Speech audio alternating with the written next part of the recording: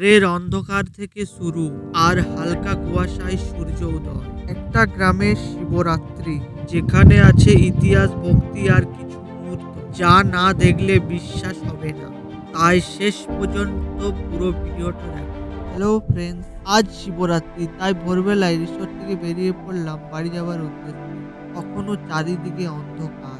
রিসোর্টের বাইরে বেরিয়ে মেন রাস্তায় উঠেই দেখি পুরো রাস্তাটা শুনশান, একটাও লোক চোখে পড়ছে না। সেখান থেকে বাসে উঠে চলে এলাম দুর্গাপুর বাস স্ট্যান্ডে। বাস থেকে নামতে দেখি আকাশে হালকা আলো ফুটে উঠেছে। দাঁড়িয়ে আছি দুর্গাপুর বাস স্ট্যান্ডে, বাঁকুড়ার বাস ধরার অপেক্ষা। সেখানে এক কাপ চায়ে চুমুক দিলাম।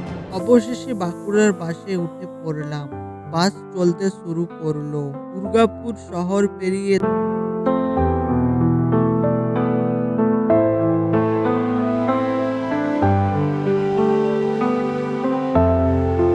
বাঁকুড়ার বাস স্ট্যান্ডে পৌঁছে গেলাম। বাস থেকে নেমেই একটু হাঁটা, এই যে বাঁকুড়ার বাস স্ট্যান্ড। তারপর ভাইয়ের গাড়িতে উঠে পড়লাম আর মেন রাস্তা ধরে ধীরে ধীরে ঢুকে পড়লাম আমাদের গ্রামের ভিতর। আমাদের গ্রামের এই মন্দিরটার একটা ইতিহাস আছে, যেটা আজ তোমাদের বলবো। চলো তোমাদের মন্দিরের ভিতরে নিয়ে যাই। এই মন্দিরে আছে বাবা মহাদেবের এক পাথর রূপ। তখন সালটা ছিল 1367 সাল।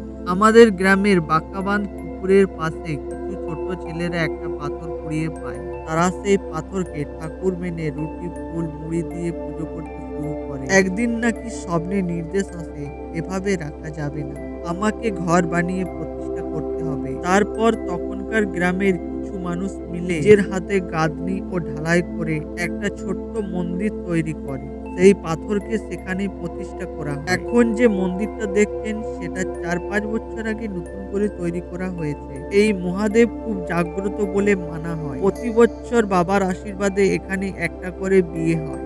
এই বাবার নাম শ্রী শ্রী মাথা পাগলা ঠাকুর। মন্দির থেকে বাড়িতে এসে দেখি শিবরাত্রির বাড়ি আনা শুরু হয়ে গেছে। এই পুরো বাড়ি আনা ভিডিওটা পরে আলাদা করে আসবে। আর এই বাড়ি আনা ভিডিওটা দেখার জন্য চ্যানেলটি সাবস্ক্রাইব করে রেখে। পরের কাছে যেতেই দেখি প্রচন্ড ভিড়। গ্রামের উপর দিকে গিয়ে দেখি বাড়ির জল নিয়ে শোভাযাত্রা আসছে। আমরাও সাথে করে বেরিয়ে পড়লাম বাড়ির জল আনতে। পাশের গ্রাম রায়বাঁধ পেরিয়ে নদীর দিকে এগিয়ে যাচ্ছে। তাই বেলুন আর আলপনা দিয়ে আমন্ত্রণের সাজ। পাশের গ্রামের এই রাস্তাটা পেরিয়ে পাশের গ্রামে উচালে গিয়ে দেখি আমাদেরকে আমন্ত্রণ করার জন্য আলপনা দেওয়া হয়েছে। এই রাস্তাটা ধরেই পৌঁছে গেলাম নদীর ঘাটে।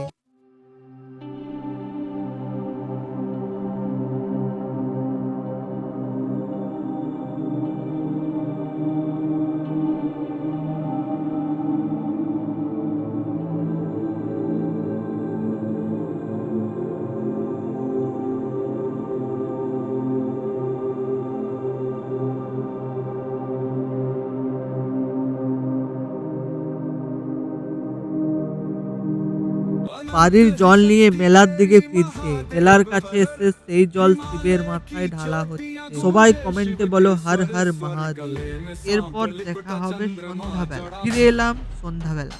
গ্রামের রাস্তা জুড়ে লাইট, সাজ আর উৎসবের পরিবেশ। একটু এগিয়ে মেলার পোস্টার পেরিয়ে লাইট দেখতে দেখতে পৌঁছে গেলাম মেলায়। মেলায় ঢুকতেই প্রচন্ড ভিড় আর কোলাহল। এই যে এরা সবাই আজকে শিবের বার করে। তারপর দেখলাম মেলা থেকে পাট বেরিয়ে যাচ্ছে।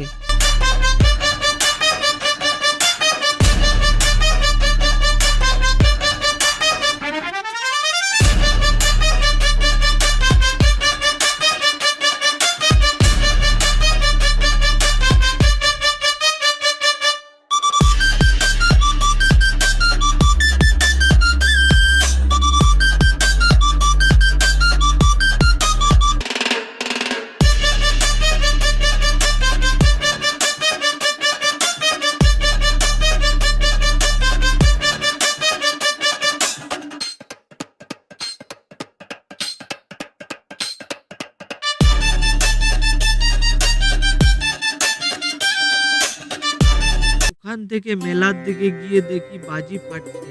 দূর থেকে পুরো মেলাটা দেখতে পেলাম। তাই শেষ পর্যন্ত মেলাতেই ঢুকে পড়লাম। চলো আমাদের গ্রামের মেলাটা তোমাদেরকে ঘুরিয়ে দেখাচ্ছি।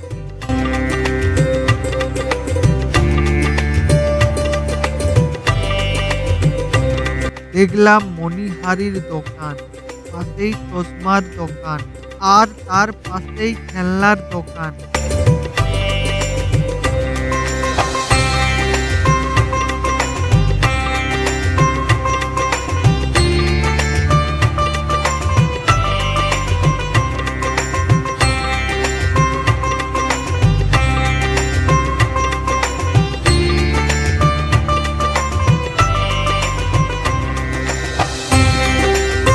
এখানে একটা জুসের দোকান দেখাচ্ছি, আর তার সামনেই ছিল একটা পাপড়ি চাটের দোকান। বাইরে বেরোতেই দিল্লির লাড্ডু আর সঙ্গে ছিল আইসক্রিম, আর সামনেও ছিল একটা পপকর্নের দোকান।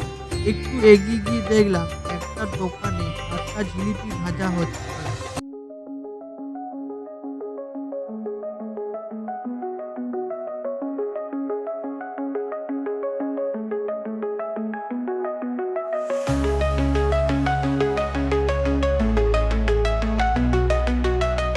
চলো মন্দিরের ভিতরের দৃশ্যটা তোমাদের দেখাচ্ছি। মন্দিরের ভিতরে এখন পুজো চলছে। এই দৃশ্যটা দেখার পর মনটা যেন থমকে গেল। আর কিছুক্ষণ পর যজ্ঞ শুরু হলো। এইভাবে শেষ হলো আজকের গ্রামের শিবরাত্রি পুজোর দিন।